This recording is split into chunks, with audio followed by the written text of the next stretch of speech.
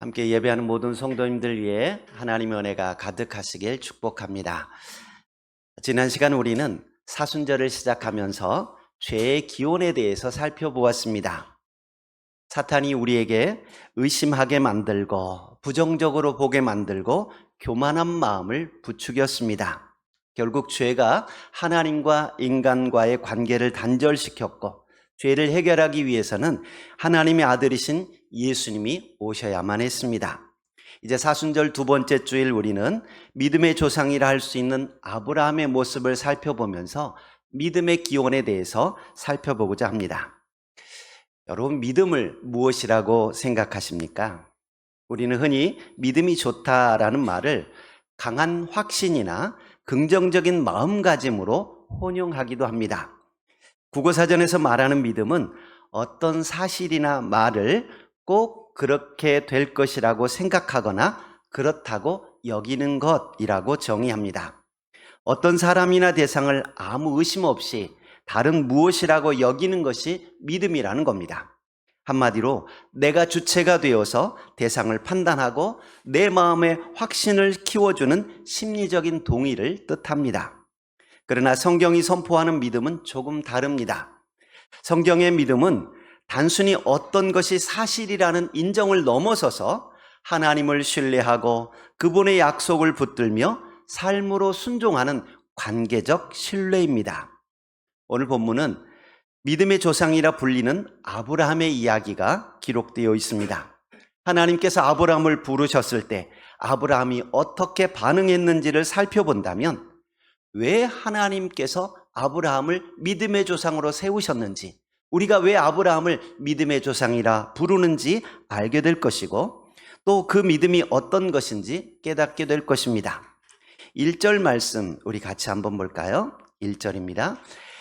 여호와께서 아브라함에게 이르시되 너는 너의 고향과 친척과 아버지의 집을 떠나 내가 내게 보여줄 땅으로 가라. 1절에 보시면 이렇게 시작하죠. 여호와께서 아브라함에게 이르시되. 여러분, 여기에 믿음의 첫 번째 특징이 나타납니다. 믿음의 출발점은 인간의 탐색이 아니라 하나님의 계시에서 시작된다는 것입니다. 아브라함이 많은 신들 중에 하나님을 찾고 붙잡은 게 아닙니다. 하나님께서 먼저 말씀하셨습니다. 믿음은 하나님에게서 출발한다는 겁니다. 이 사실을 스데반도 분명히 증거합니다. 스데반은 사도행전 7장 2절에서 설교하면서 이렇게 말합니다. 우리 조상 아브라함이 하란에 있기 전 메소포타미아에 있을 때에 영광의 하나님이 그에게 보여 이르시되라고 말합니다. 스데반은 믿음의 기원을 영광의 하나님이 나타나신 사건으로 설명합니다. 믿음은 내가 하나님을 찾아가는 과정이 아니라 하나님께서 나를 찾아오신 사건입니다. 성경에서 하나님의 쓰임을 받았던 모든 사람들은 그들이 잘나서도 아니고 그들이 하나님께 찾아와 나를 써달라고 요청했던 것도 아닙니다. 하나님께서 찾아가셨고 하나님께서 부르셨습니다. 미디안 광야에서 양을 치던 모세를 하나님이 찾아와 부르셨고 포도주 틀에서 밀을 타작하던 기드온에게 하나님께서 찾아와서 그를 부르셨습니다. 밭을 갈고 있던 엘리사를 부르셨고 물고기를 잡고 있던 베드로와 안드레를 부르셨습니다. 오늘 우리도 마찬가지입니다.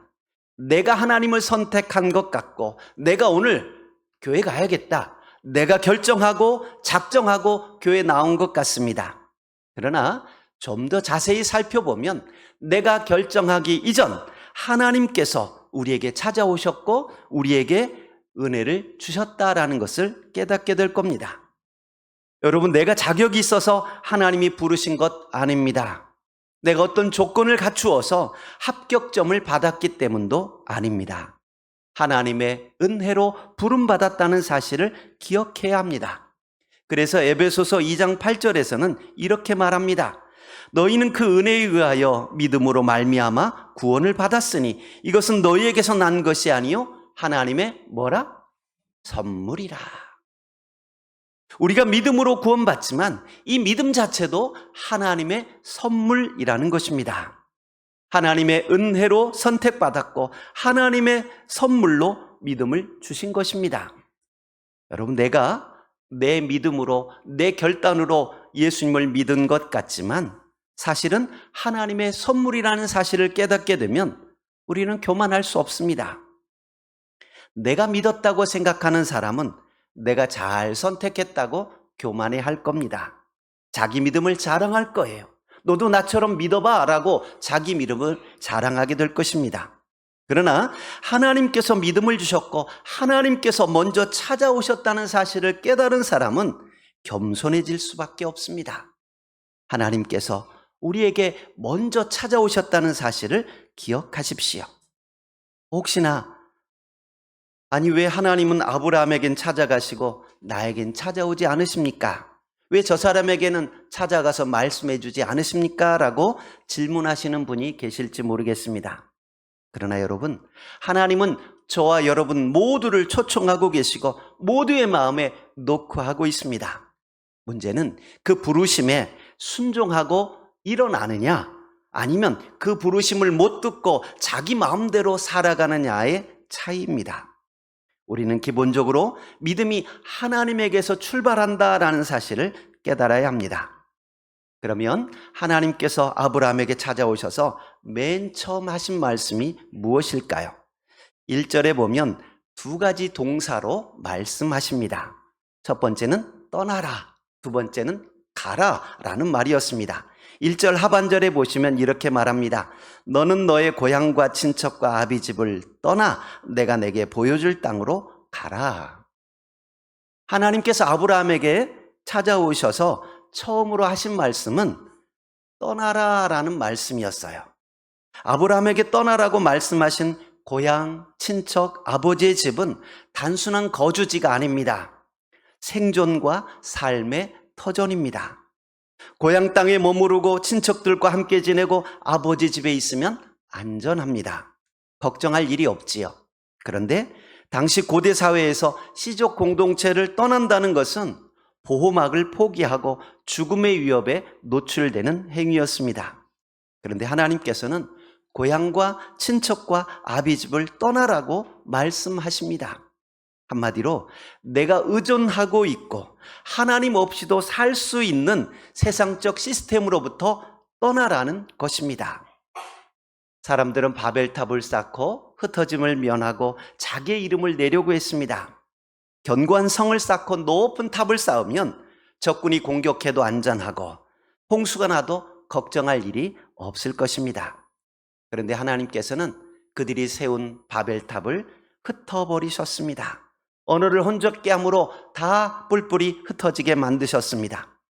하나님보다 더 의지하고 하나님보다 나를 더 안전하게 지켜줄 것이라고 생각하는 모든 것들을 흩으신 것입니다. 하나님께서는 아브라함에게 고향과 친척과 아비집을 떠나라고 하신 것은 하나님 없이도 안전하고 기도하지 않아도 살아갈 수 있는 모든 환경에서 떠나라는 말씀입니다. 여러분, 우리가 만들어 놓은 견고하고 안전한 성 안에 있으면 걱정거리가 없을 겁니다. 연금을 들어놓고 저축을 해놓고 노후 대책을 다 해놓으면 나 이제 걱정할 것 없어. 병원 가도 병원비 다 내줄 수 있고 보험 다 들어져 있고 나 평안해 라고 말할 수 있을 겁니다. 그런데 하나님께서 원하시는 것은 우리가 하나님을 의지하기 원하십니다. 때로 걱정거리가 없고 기도거리가 없어서 하나님을 찾지 않으면 하나님께서는 우리를 광야로 내몰아 가실 때도 있습니다. 이스라엘 백성들은 광야 40년을 보내면서 자기의 노력으로 양식을 구할 수도 없고 저장할 수도 없었습니다. 농사할 수 없는 상황이었기에 그저 하나님만 바라보고 하늘에서 떨어지는 만나만 바라보아야만 했습니다. 하나님께서는 그렇게 철저하게 하나님만 바라보는 훈련을 시키셨던 것입니다. 아브라함이 고향과 친척과 아비집에 거한다면 걱정할 일 없고 불안할 일도 없고 하나님께 기도할 필요도 느끼지 못했을 겁니다. 그러나 하나님은 하나님 없이도 살 수 있다고 생각하는 모든 환경에서 떠나라고 말씀합니다. 오늘 우리도 마찬가지입니다. 하나님보다 더 의지하는 것들이 있다면 내려놓으십시오. 하나님께서는 그것들을 내려놓고 떠나라고 말씀합니다. 하나님께서 우리를 힘들게 하려고 떠나라고 말씀하신 것이 아닙니다. 우리가 하나님을 가장 의지하고 하나님만을 바라보기 원하시기 때문입니다. 혹시나 매일매일 기도하지 않으면 살아갈 수 없고 매일매일 일용할 양식을 구하지 않으면 먹고 살기 힘들 정도로 힘든 상황에 있습니까? 분명 육체적으로는 불안하고 힘든 상황이고 피곤할 겁니다. 그러나 그 모든 환경 때문에 우리가 하나님을 의지하고 하나님께 기도하게 된다면 오히려 우리의 믿음을 견고하게 할 수 있는 기회임을 기억하고 감사할 수 있기를 바랍니다. 믿음은 내가 의지하던 모든 것들에게서 떠나가는 것입니다. 또한 떠나야 할 대상으로 고향, 친척, 아비집을 말씀하고 있는데 이것은 우상으로 가득한 곳에서 떠나라는 의미이기도 합니다. 여호수아 24장 2절에 보면 여호수아가 백성들에게 설교하면서 그런 표현을 합니다.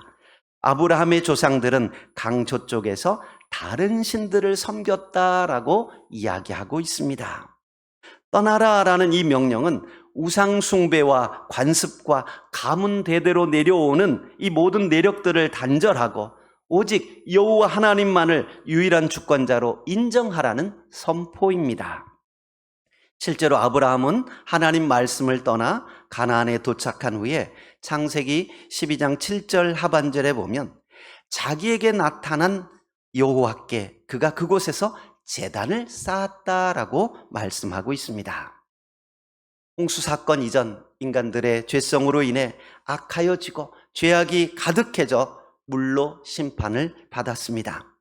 노아와 세 자녀를 통해 이 땅에 새로운 사람들이 번성하게 되었지만 그들 역시 하나님을 섬기기보다 바벨탑을 쌓고 하나님을 떠난 삶을 살았습니다. 하나님께서 흩어버리실 정도로 악한 삶을 살았던 것입니다. 하나님께서는 새로운 믿음의 가문을 세우기 위해 아브라함을 부르시고 그를 우상이 가득한 곳에서 떠나라고 말씀하신 것입니다. 하나님만을 온전히 예배할 수 있는 환경으로 떠나라는 거예요. 하나님께서 아브라함에게 떠나라고 말씀하신 것처럼 오늘 우리에게도 떠나라고 말씀하십니다. 단순히 물리적인 공간을 떠나라는 의미가 아닙니다. 하나님보다 더 의지하는 것들에게서 떠나가야 하고 날마다 후회하는 악한 습관과 죄로부터 떠나라고 말씀하십니다. 내 삶의 주인 노릇하는 수많은 우상으로부터 떠나가야 합니다. 게임 중독이나 핸드폰 중독이나 내가 매여 있는 모든 중독의 자리에서 떠나야 합니다. 떠나야 할 곳에서 떠나는 것, 이것이 믿음입니다. 이제 하나님께서 떠나라라고 말씀하신 이후에 보여주시는 땅으로 가라라고 말씀하십니다. 1절 하반절에 보면 내가 내게 보여줄 땅으로 가라라고 말씀하십니다. 아브라함에게 떠나라고 말씀하시고 보여줄 땅으로 가라고 말씀하십니다. 여러분, 믿음은 하나님께서 가라고 하시는 곳에 가는 겁니다. 구체적으로 그곳이 어디인지 말씀해 주지 않으셨습니다. 그런데도 아브라함은 말씀대로 순종하였습니다. 아브라함이 믿음의 조상이 될 수 있었던 것은 하나님 말씀대로 순종했기 때문입니다. 생각만 하는 것은 철학이지만 믿음은 말씀에 순종하여 발을 떼는 것입니다. 창세기 12장 4절은 단순히 말합니다. 이에 아브라함이 여호와의 말씀을 따라갔고, 아브라함은 어디로 가든지 목적지도 묻지 않았습니다.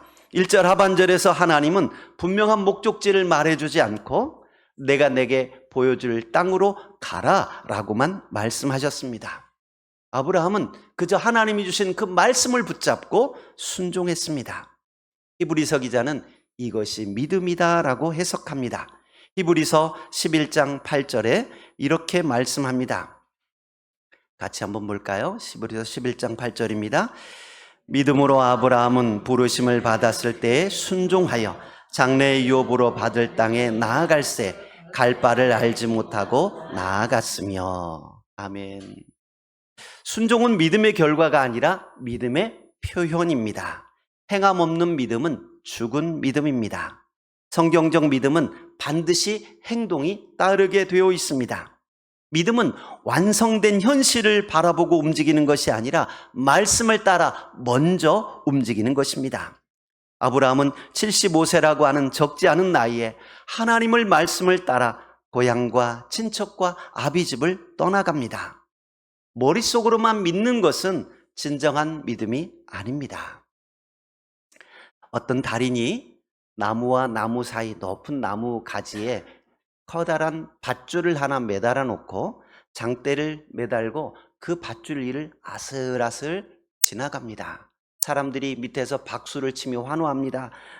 이때 달인이 내가 건너편으로 다시 건너갈 텐데 안전하게 갈 거라고 믿습니까? 그러니까 와, 믿어요. 잘할 거라고 믿습니다. 화이팅 하면서 박수를 쳐줍니다.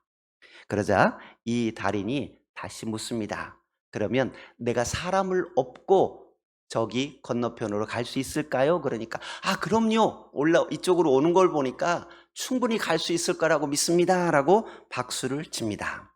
그때 달인이 그러면 여러분 중에 제 등에 업힐 사람이 있으면 나오십시오. 라고 그랬더니 아무도 나서지 않더랍니다. 여러분, 우리는 말로는 믿어요. 가능할 것 같습니다. 충분히 할 걸로 믿습니다. 라고 말하지만 실제 내가 그 등에 업히는 것은 다른 문제지요. 여러분, 우리가 하나님 말씀을 믿는다고 고백하고 예수님을 믿는다고 이 자리에 나왔습니다. 물론 교회 오는 것도 쉽지 않지요. 언덕이라 어려운 것도 있지만 교회 자체가 아무것도 아닌 것 같은데 이 문턱이 굉장히 높습니다. 교회 발걸음하기가 쉽지 않은 거예요. 그런데 더 중요한 것은 말씀대로 살아가는 것은 또 다른 문제라는 겁니다. 내 생각과 내 고집과 내 경험이 있기 때문에 이걸 벗어나서 하나님 말씀대로 살아간다? 쉬운 게 아니지요. 하나님께서는 분명히 떠나가라 말씀하시고 내가 지시할 땅으로 가라라고 말씀하십니다. 이 말씀대로 순종하는 것, 이것이 참 믿음이라는 것입니다. 아브라함은 하나님이 주신 약속을 붙들고 말씀을 따라갔습니다. 그랬기에 믿음의 조상이란 이름을 얻게 된 겁니다. 아브라함이 하나님 말씀을 따라갈 때 4절 보시면 롯이 함께 따라갑니다. 롯은 하란의 아들로서 아브라함의 조카입니다. 그런데 롯은 할아버지 데라를 따라 남지 않고 아브라함을 따라 모험을 떠납니다. 아브라함의 결단이 주변 사람들에게 영향을 미쳤던 것을 알 수 있습니다. 한 사람의 진정한 믿음의 행보는 공동체를 움직이는 힘이 있습니다. 이처럼 아브라함이 하나님의 말씀을 따라 고향과 친척과 아버지 집을 떠날 수 있었던 것은 하나님께서 주시는 약속을 붙들었기 때문입니다. 2절과 3절에 하나님이 주시는 약속의 말씀이 나옵니다. 2절, 3절 같이 한번 봅니다. 내가 너로 큰 민족을 이루고 내게 복을 주어 내 이름을 창대하게 하리니 너는 복이 될지라. 너를 축복하는 자에게는 내가 복을 내리고 너를 저주하는 자에게는 내가 저주하리니 땅의 모든 족속이 너로 말미암아 복을 얻을 것이라 하신지라. 아멘. 2절, 3절 같이 읽었는데 여기 자세히 살펴보면 7가지의 복이 기록되어 있습니다. 맨 처음 이렇게 말하죠. 내가 너로 큰 민족을 이루고 큰 민족을 이루게 해주겠다라는 약속입니다. 그런데 여러분 생각해 보십시오. 앞부분 11장 30절에 보면 아브라함과 사라에게는 자식이 없었습니다. 75살이 되도록 자식이 없는 사람들입니다.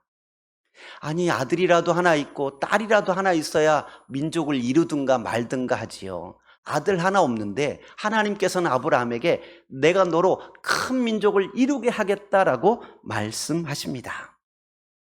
여러분, 돈이 많은 사람에게 내가 너로 부자가 되게 해주겠다라고 말씀하면 실제로 부자가 되었을 때 내가 돈을 잘 굴려서 부자가 되었어 라고 생각할 것입니다.